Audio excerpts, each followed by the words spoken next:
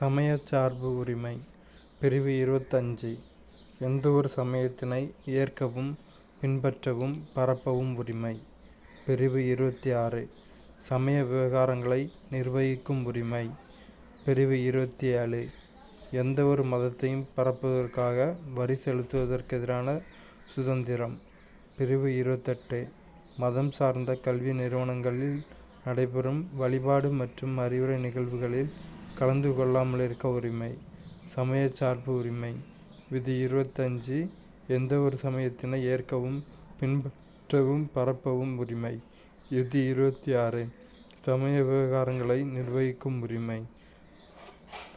விதி 27 எந்தவொரு மதத்தையும் பரப்புவதற்காக வரி செலுத்துவதற்கெதிரான சுதந்திரம்.